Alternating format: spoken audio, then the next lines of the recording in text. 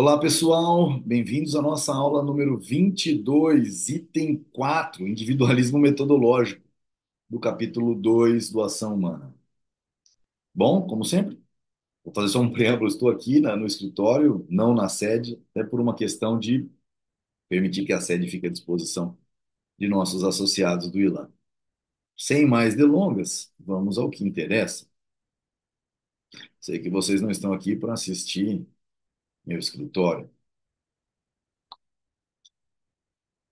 O princípio do individualismo metodológico.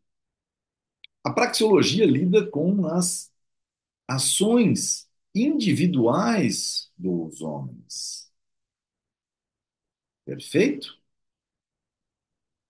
Então, esse é o ponto-chave. Só mais tarde, no curso de suas investigações, é que consegue compreender a cooperação humana. E a ação social é então considerada como um caso particular da categoria mais universal da ação humana.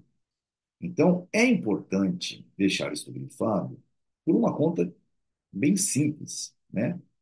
É importante que nós entendamos que a praxeologia lida com as ações individuais dos homens. Não existe tal coisa como ação coletiva. Só mais tarde, no curso de suas investigações, é que consegue compreender a cooperação humana, ações individuais que cooperam entre si. E a ação social é então considerada como um caso particular da categoria mais universal da ação humana.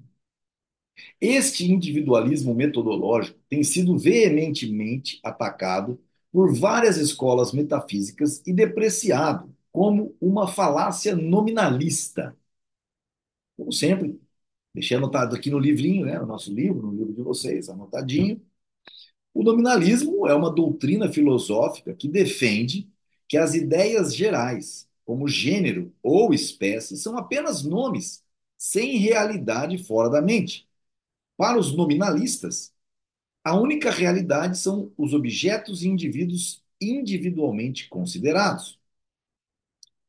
A noção de um indivíduo, dizem os críticos, né? Na parte de PDF não está igual o livro, já revisto nas várias edições, então a gente precisa ir buscando algumas informações. Dizem os críticos. É uma abstração vazia.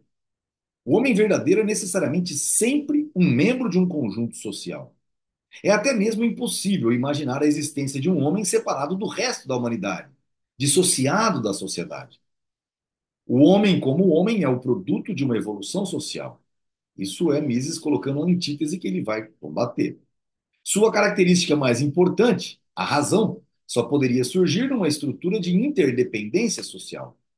Não há pensamento que não dependa dos conceitos e noções da linguagem. E a linguagem é manifestamente um fenômeno social. O homem é sempre membro de uma coletividade. Como o conjunto é tanto lógica como temporalmente anterior às suas partes ou membros, o estudo do indivíduo é posterior ao estudo da sociedade. O único método adequado para o tratamento científico dos problemas humanos é o problema utilizado pelo universalismo ou pelo coletivismo. Mises não está afirmando isso. Mises está colocando a antítese, somente para a gente enriquecer nosso conhecimento. O universalismo é uma orientação filosófica que defende a ideia de que é possível descobrir fatos e coisas universais. É o oposto do relativismo, outro paradigma que marca a história da filosofia e das ciências. O coletivismo é uma corrente de pensamento que valoriza o grupo em detrimento do indivíduo. Em filosofia, o coletivismo é um elemento cultural básico da natureza humana e o oposto do individualismo. Ora, agora voltando ao texto. Ora, a controvérsia quanto à anterioridade do conjunto ou de seus componentes é inútil. Logicamente, as noções de um conjunto e suas partes são correlativas. Pensar em conjunto e as partes que o compõem são correlatas. Como conceitos lógicos, ambos estão desvinculados do tempo. Mises é uma pessoa que vai profundamente na metodologia da pesquisa científica.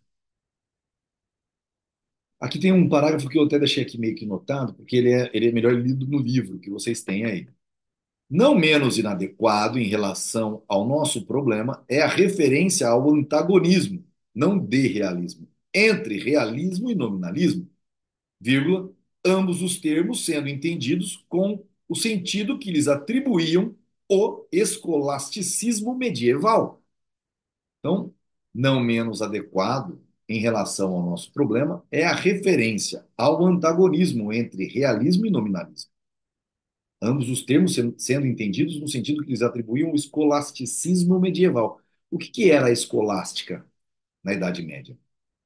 Foi uma vertente da filosofia medieval que surgiu na Europa no século IX e se estendeu até o início do Renascimento, no século XI. A escolástica foi caracterizada por valorização da filosofia aristotélica e do conhecimento científico, junção entre fé e razão para explicar os elementos teológicos, método de pensamento crítico que influenciou as universidades medievais, método de aprendizagem que dividia as disciplinas em trivium e quadrivium, método de discussão filosófica que consistia em lectio e disputatio, leitura e debate.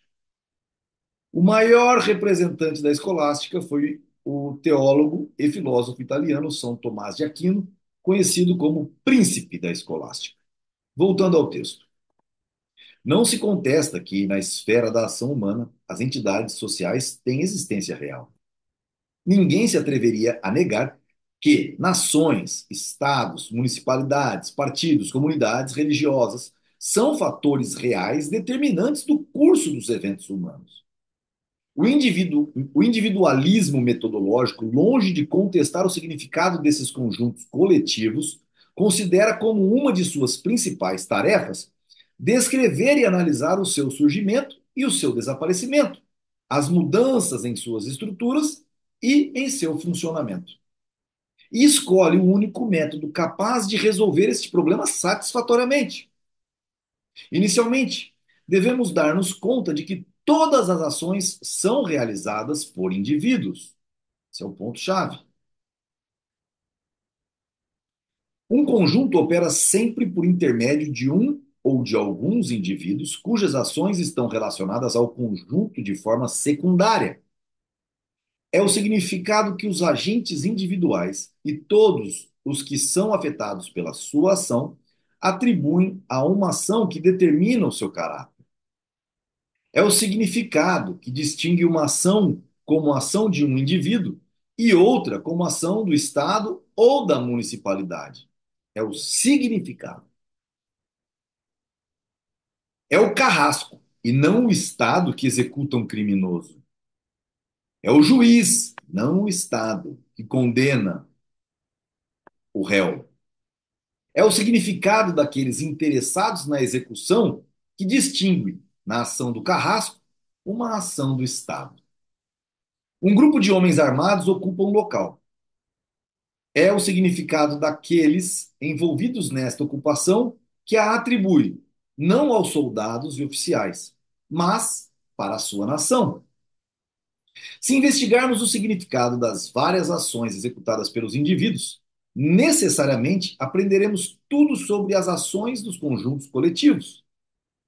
Porque um coletivo social não tem existência e a realidade fora das ações de seus membros individuais. A vida de um coletivo é vivida nas ações dos indivíduos que constituem o seu corpo.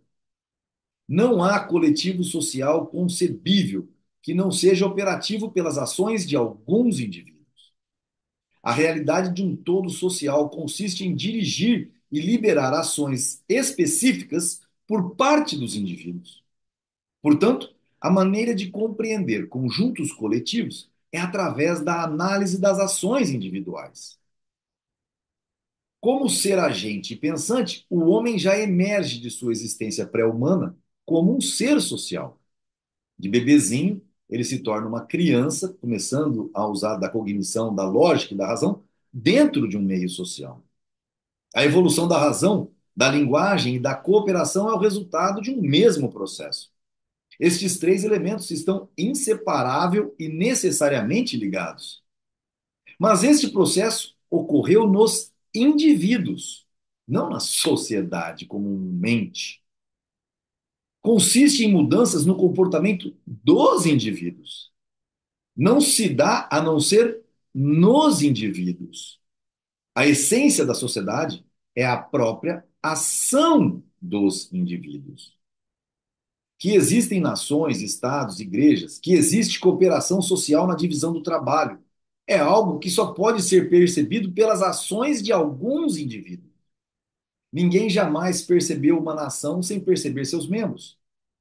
Neste sentido, podemos dizer que um coletivo social começa a existir através das ações de seus indivíduos. Isto não significa que o indivíduo seja temporalmente antecedente. Significa apenas que são as ações específicas dos indivíduos que constituem o coletivo.